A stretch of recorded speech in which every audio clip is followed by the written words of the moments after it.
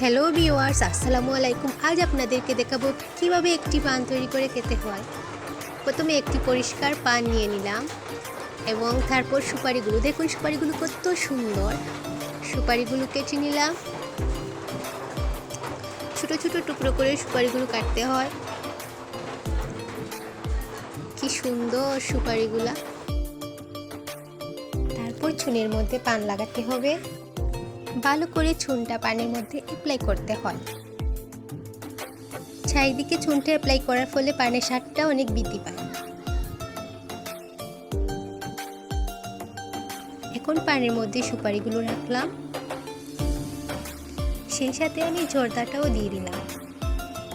মানুষ তো কত কিছু তৈরি করা শেখায়, আজ আমি আপনাদেরকে শিখালাম কিভাবে একটি পান তৈরি করতে হয়। অবশেষে তৈরি হয়ে গেল আমাদের একটি সুন্দর সুস্বাদু পান। আমার ভিডিওটি আপনাদের কেমন লাগলো জানাবেন। টাটা।